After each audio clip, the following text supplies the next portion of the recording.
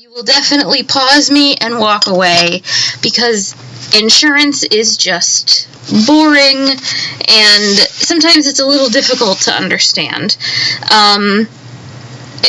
When we talk about insurance in a dental office, though, one of the things that dental offices as a business that they really face as a challenge is the fact that most people don't, I shouldn't say most, but a lot of people don't have dental insurance. For most insurance plans, dental is considered an optional, just like vision is. So there's a lot of people out there who don't even have dental insurance, which is a real barrier to them coming in for appointments and things like that. What's going to come at you in this PowerPoint is going to be quite a lot of terms and definitions, so don't panic on me. We're going to do our best to get through them. So let's start this off. So, even though as hygienists, you guys are not going to be in doing the billing maybe necessarily, what ends up happening is that you become the face that the patient knows. So because you're the one that they have contact with, because you're the one that they spend the most time with, you're going to be the one that they're going to trust and ask their questions to, even though you aren't the biller. So there are some basics about insurance that you do need to know so that you can help your patients out a little bit better. And it's when you have an understanding of these concepts that you can help your patient with a better understanding of these concepts and don't accidentally misinform them. But usually when they get a bill from an office, they don't call the billing department, they call the office, and then they talk to the face that they know, which is usually going to be you. So, first, let's talk about the most common types of insurances. So the first one is called an HMO. HMO stands for a health maintenance organization, and you probably somewhere in your life have heard of at least the term HMO. With an HMO, the insurance company pays every single fee that there possibly could be with the insurance, which would initially seem fantastic. The problem with an HMO is that the insurance company chooses what physicians the patient sees. And that's the stipulation, hey, we'll pay all of your fees, but you have to go see the doctor we choose. And a lot of patients don't like that. If a patient has an HMO and they go see a different doctor that the HMO does not approve of, then the patient is stuck with all of the fees. So, it's called in-network or out-of-network. So, the doctors that the HMO approves of, they have a contract with those doctors. Those are called in-network. It's when the patient wants to go see a different doctor, that's called out-of-network. So, a lot of the times, let's say, for instance, I have an HMO, and they want me to see, the HMO has decided that my family doctor will be Dr. Jaja. It's late, I don't know where that name came from. And I go see Dr. Jaja, and I'm not really a fan of Dr. Jaja, and my friend tells me that Dr. Gabor is awesome, is wonderful, and has the newest technology in his office. So I want to go see Dr. Gabor. So what I have to do is I have to contact my HMO, and I have to ask for permission to go see Dr. Gabor. And the HMO company is going to say, well, why do you want to see them instead of Dr. Jaja? And I need to be able to provide good proof and good evidence and a good justification for the HMO to say, okay. If the HMO says okay, they will issue what's called a referral, and they will send me to go see Dr. Gabor. But here's the problem with these referrals. The insurance company usually dates them. So the insurance company might say, okay, you can go see Dr. Gabor, I will issue a referral, but it's only good from February 1st through February 28th, and it's only good for one visit. Now, as a patient, I don't know this because I don't understand things about referrals. So I call Dr. Gabor's office. I'm super happy, and I get an appointment for March 4th. So the problem is that the appointment is now after the date of the referral, so the referral doesn't help me, and I'm still stuck with all the fees. If I go see Dr. Gabor and I never ask the HMO for approval first, I'm still going to be stuck with all of the fees, and the HMO won't pay anything. So the main issue with an HMO is that the HMO chooses who the patient sees. The patient doesn't have the choice in who their doctor is. So a great advantage is that the HMO covers all the costs of stuff, but the patient really doesn't have any freedom to see who they want. So that's an HMO. The other kind is called a PPO, which stands for perverted. It's Preferred Provider Organization. And PPOs are becoming way more popular because in this case, the patient gets to choose from a big list of doctors that participate with that PPO. So each insurance company, so let's take Blue Cross and Blue Shield for instance. Blue Cross and Blue Shield is the type of the insurance. They can offer an HMO plan and a PPO plan and something called a POS plan, which is point of service.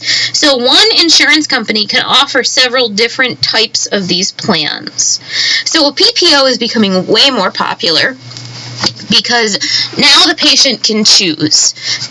So usually when you want to join a PPO plan, you get a huge book, but now they have them online as well, where you can go see if your provider is in-network. And again, it's the in-network, out-of-network thing. So if your provider is in-network, fabulous. But a PPO runs on something called a fee schedule. So what that means is, if you go see a doctor so let's say Dr. Jaja is in my network for my PPO, then that means my visit will cost $50, let's say. But Dr. Gabor, he's outside my network. So I'm going to go see him still. I don't need permission. I don't need a referral. It just means that my fee schedule is going to be a little higher because he's an out-of-network doctor. So instead of the visit being $50, maybe now it's $75. But I can still go see him, and a portion of the visit is still covered. I just have to pay a little bit more. Most patients are really preferring plans like this because there's way more flexibility as far as who you can see. There isn't as much difficulty in scheduling appointments with different facilities for x-rays and things like that. And there really just aren't as many hoops to jump through. So PPOs are becoming way more popular than HMOs. So the main difference between an HMO and a PPO is the HMO, the insurance company chooses the physician, and in a PPO, the patient does. Workman's compensation is a common kind of insurance that every kind of job really has to have. So this is an insurance that you automatically get through your employer that covers you if you get hurt at work. So for example, when I was running our medical office, I was in our kitchen the one day, and we had a water dispenser with one of those 5-gallon water jugs like is in our cafeteria here. So I'm changing the water jug, and for some reason one of my coworkers comes in, and it's first thing in the morning, and she starts screaming, "Hey!" And I thought something was wrong. I turned to look, and the entire 5-gallon jug falls on my hand, trapping my thumb between the jug itself and like that well that it sets in.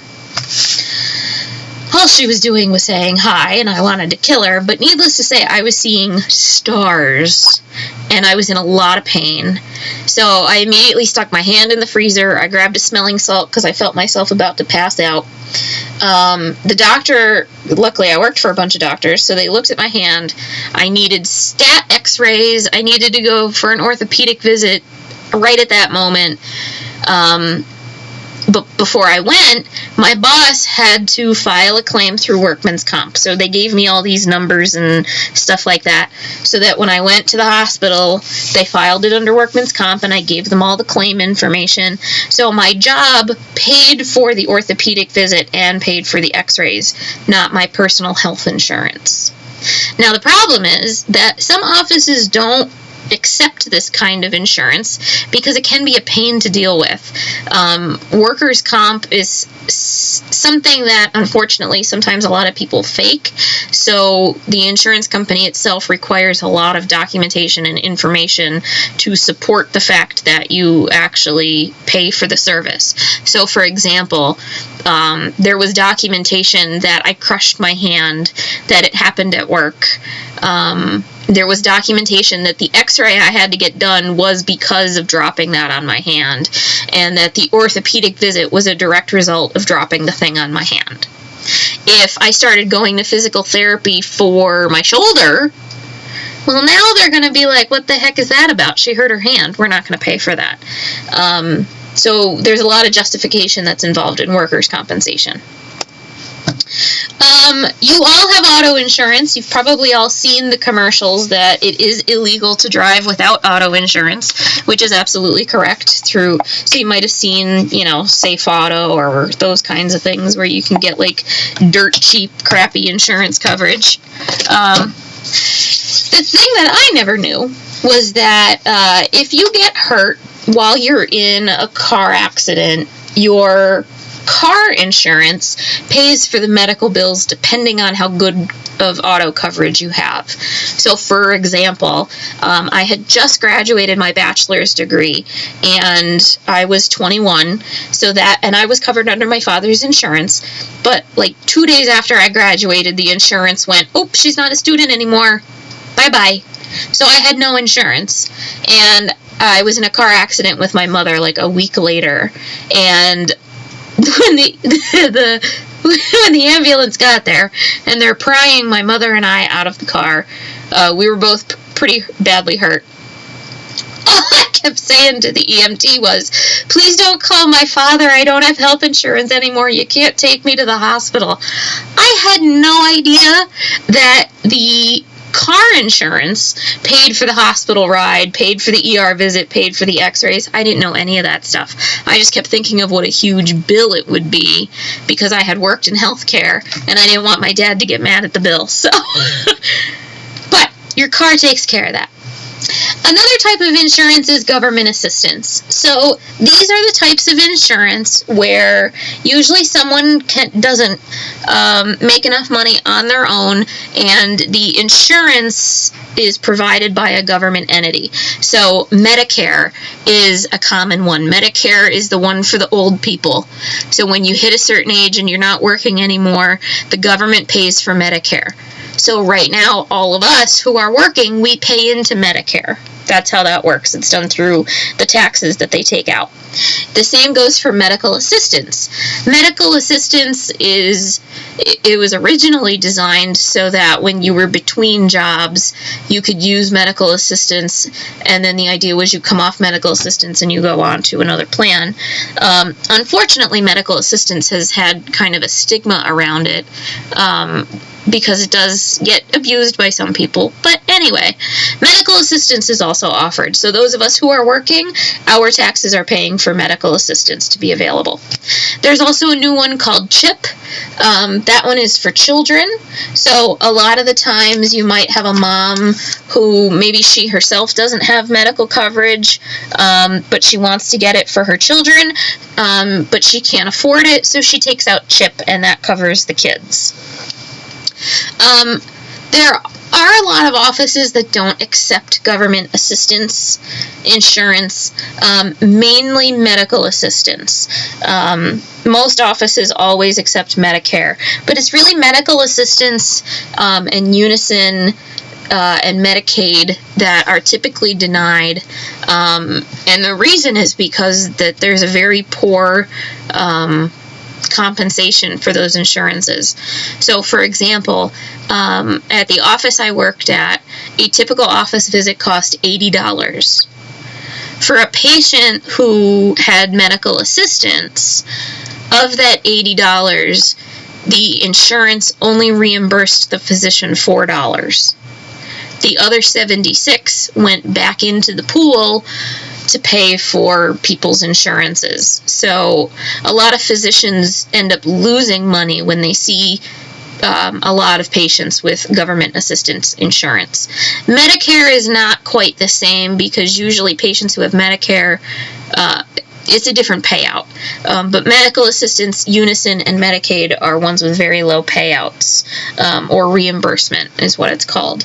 So that's why some offices choose not to accept those insurances. Managed care is another kind of insurance, and this one is a good one for healthy poor people, to kind of put it that way. What that means is managed care insurance plans are usually a little bit cheaper because they restrict you to certain things.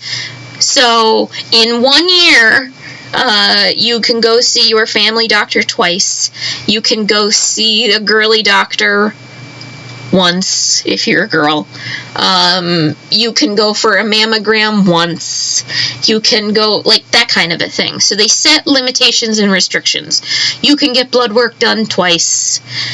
And as long as you stay within those confines, you're fine. If you go beyond that, though, then you have to pay for the full amount. So let's say that's the year I happen to be sick, and my managed care plan says I can only go see my family doctor twice, but I need to go a third time because I have bronchitis. Well, that third visit, I'm going to be paying for the entire thing all by myself, out of pocket, because it's beyond my contract.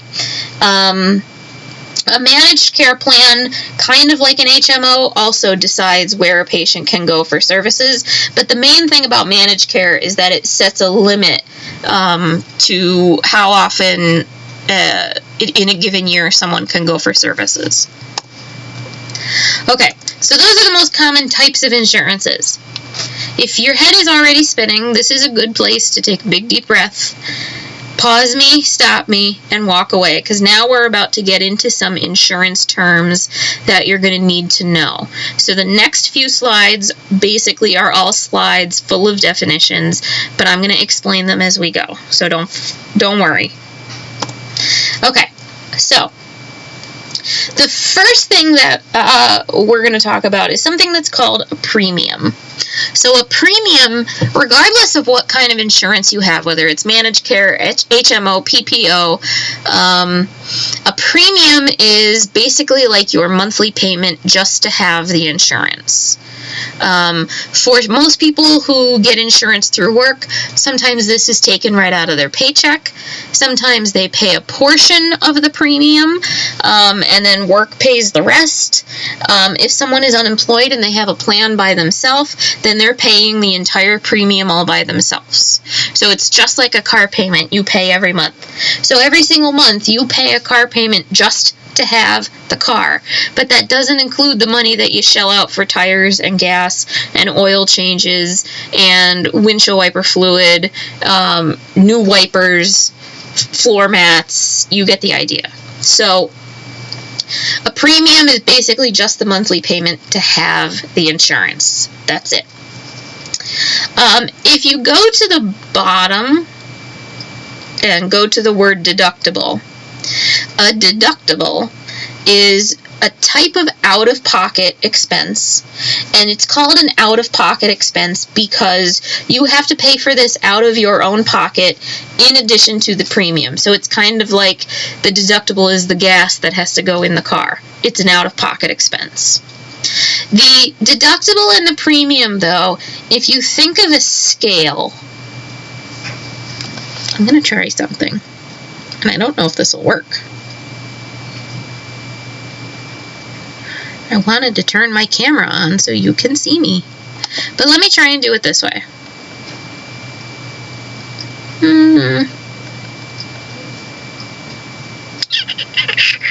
I'm thinking as I'm recording.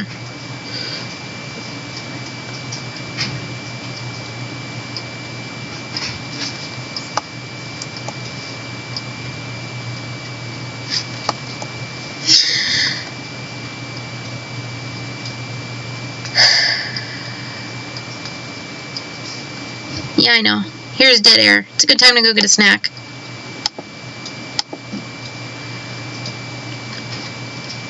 Okay, well, hopefully I can just do it this way. Imagine that you have a scale where you would put something on one side of the scale and the other side would get higher. And when you take, like a teeter-totter kind of a thing. Okay, so think of a teeter-totter on a playground or a scale. A deductible and a premium are tied together. They kind of depend on each other almost. So, a deductible is an amount that a patient has to pay out of pocket, and it's a set amount that you have to pay every single year before the insurance will kick in 100%.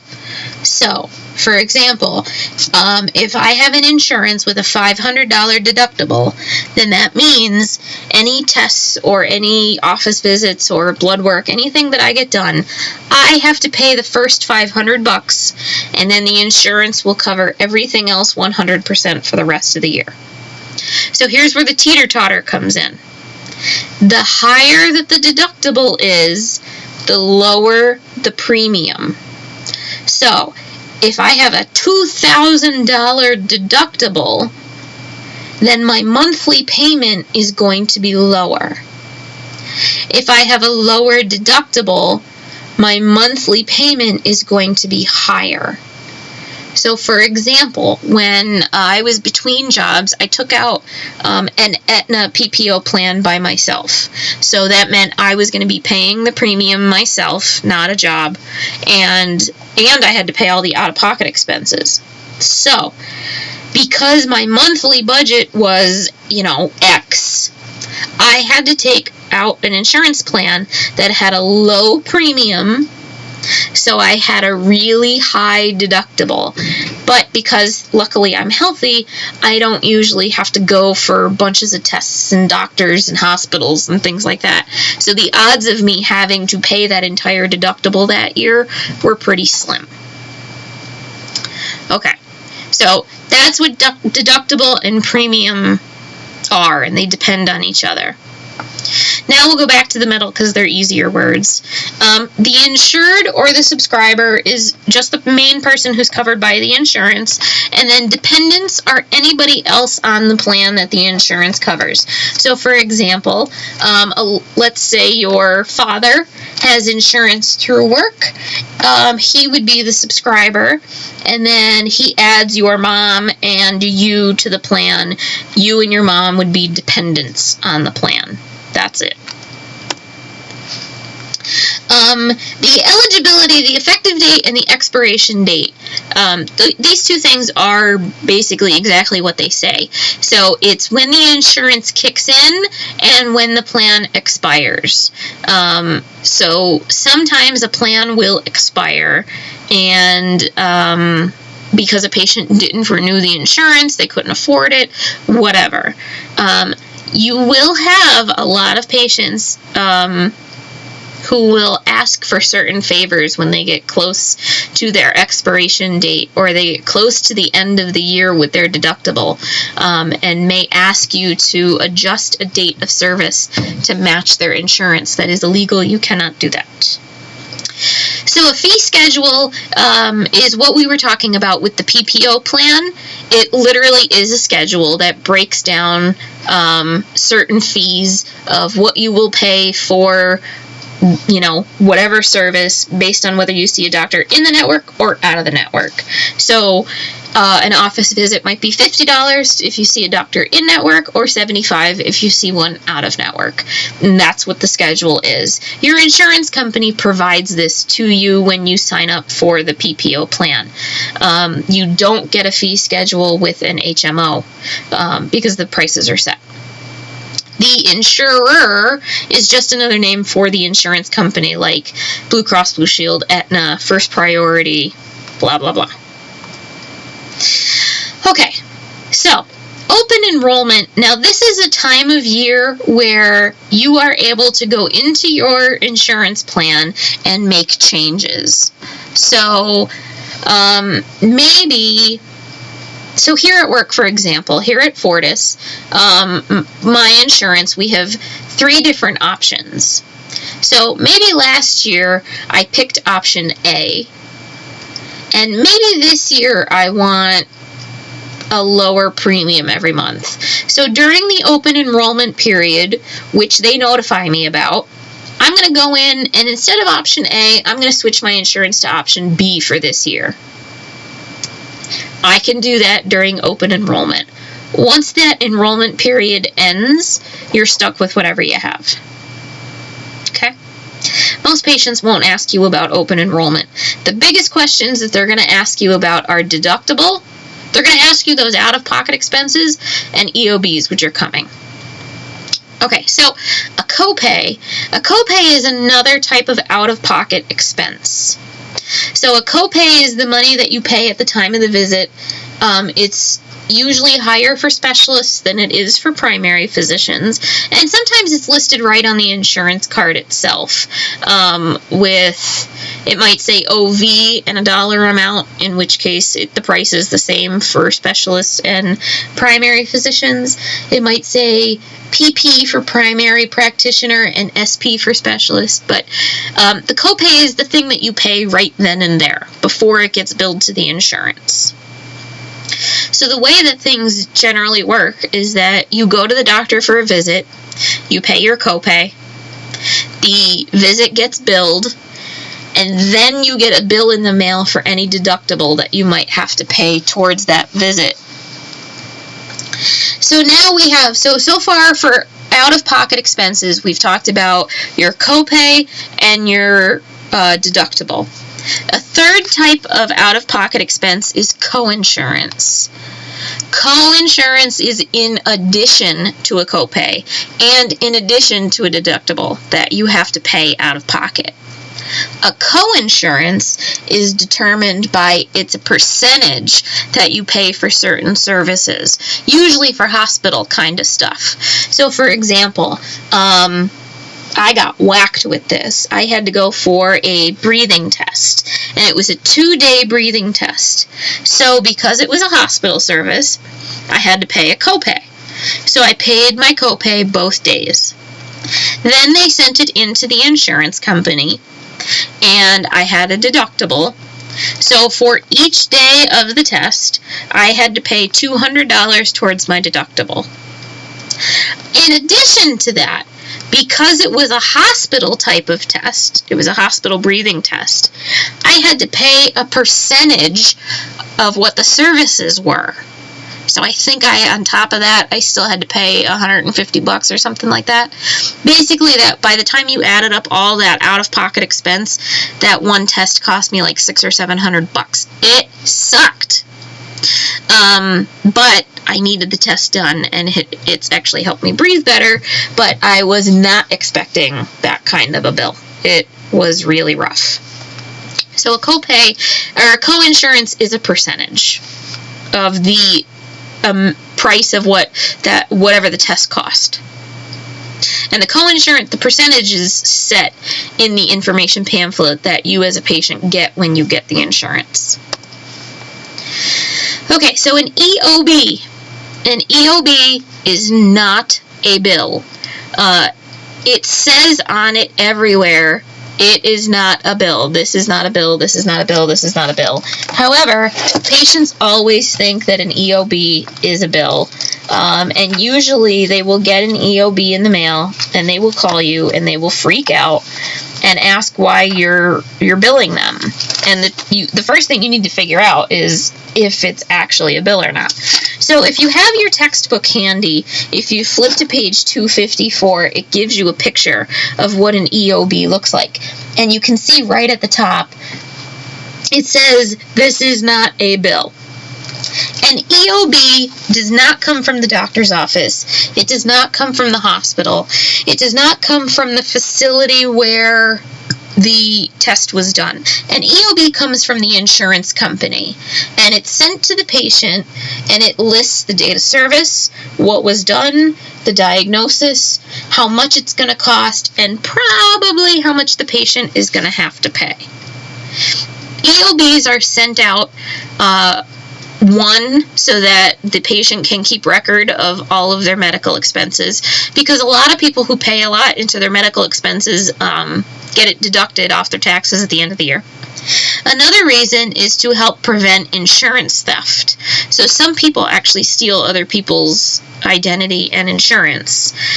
So if I suddenly get an EOB and I'm like, wait a minute, I didn't have a dental cleaning 2 weeks ago, I need to call my insurance company. There could be a problem. So an EOB is not a bill. It's not a bill. It's not a bill. It's not a bill. But patients always call panicking about these because the prices that are on EOBs are so high, because it shows you how much a procedure or whatever actually costs. Okay. A super bill or an encounter form. This is the thing that's filled out by the doctor's office. It usually looks like a chart kind of a thing. And it's filled out so that it's filled out with a CPT code and diagnosis code, so someone knows what was done and for what.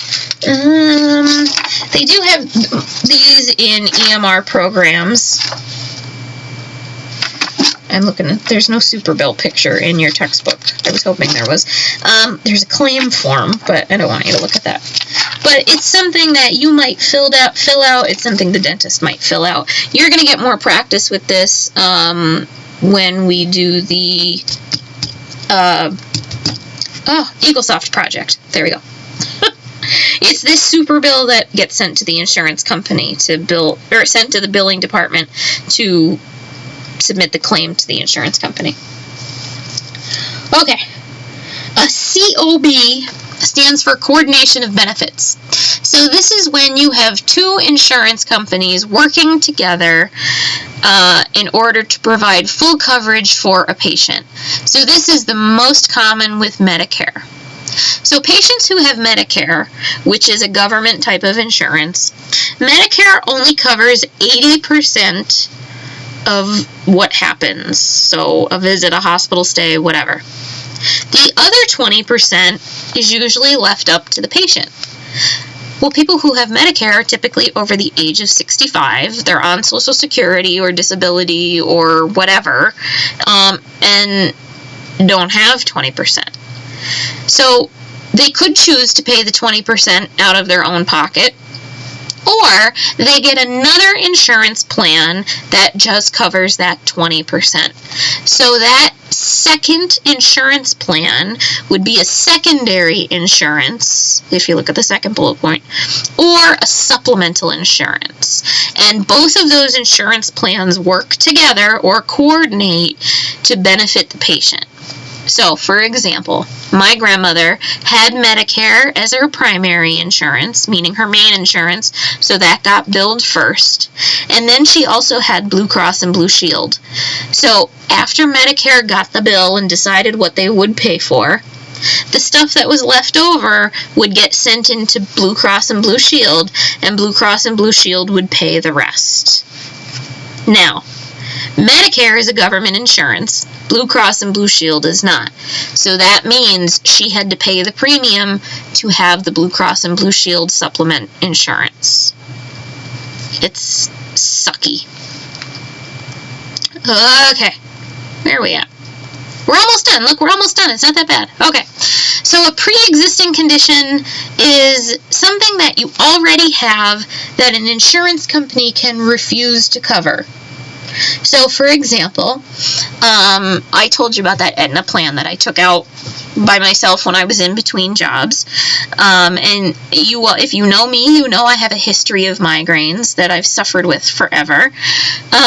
So when I applied for this Aetna plan, they ask you if they can contact your physicians and pull your medical records, and you have to give them permission to do it.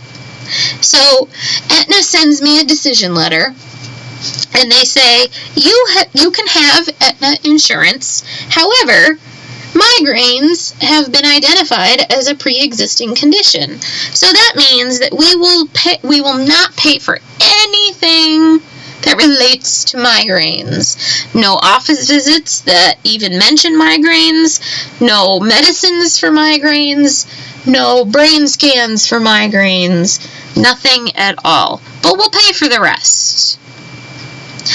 Usually this is what really aggravates people, because if I have a history of migraines, maybe I want the insurance so that I can go get tested for the migraines. This is a big selling point. You might have seen like Alex Trebek on those insurance commercials for old people, and they're like, no pre-existing conditions, you'll be approved, no health questions. This is what they're talking about. So if you have a condition prior to getting that insurance, the insurance can refuse to cover anything that has to do with that condition or disease, and it really sucks. Okay, pre-certification, which is known as a pre-cert in the medical world or in the billing world.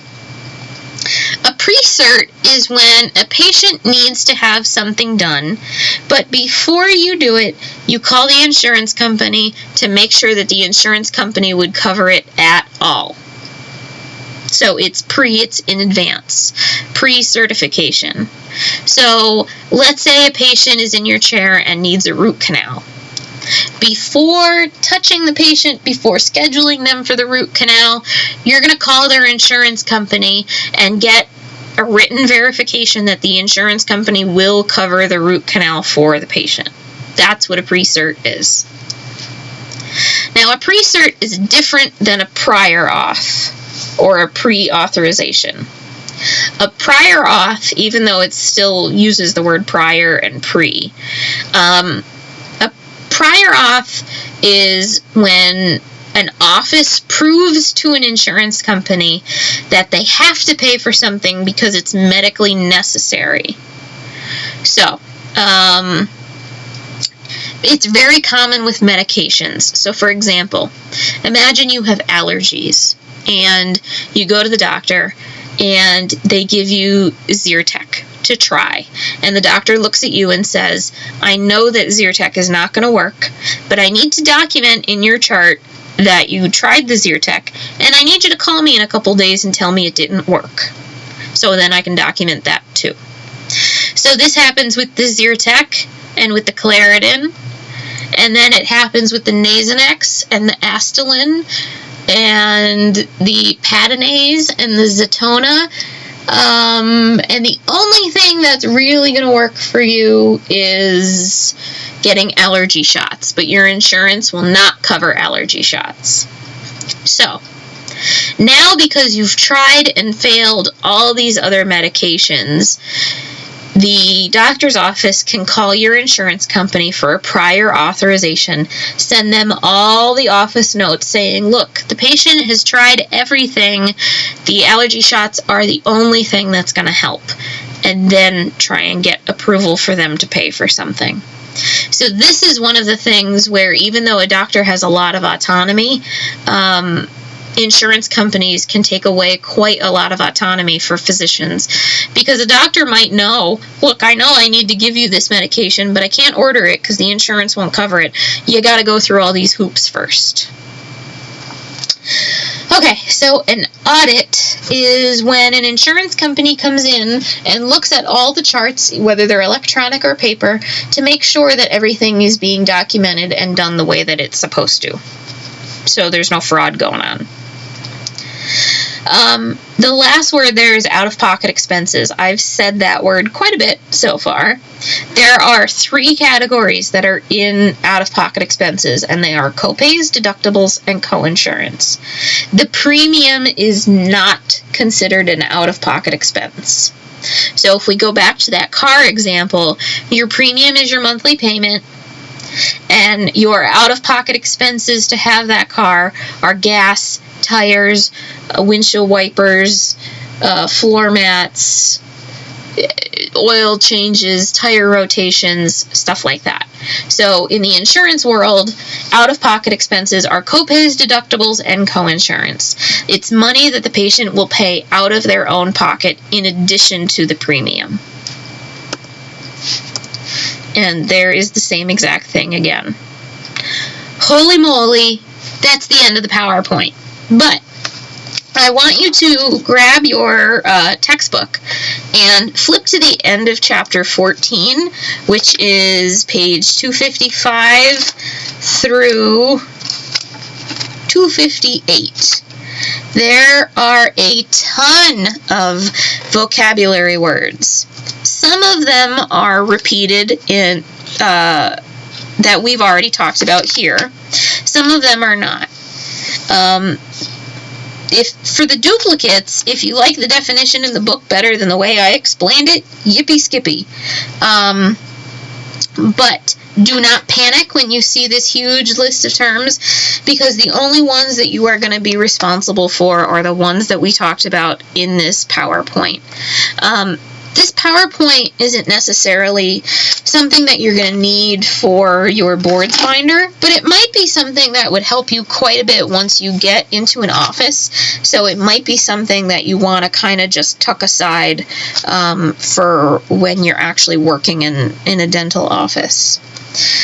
Okay, everybody take a deep breath. You survived insurances. I think this is the most painful PowerPoint of the course, so if you survive this one, you're just fine. Make sure you ask me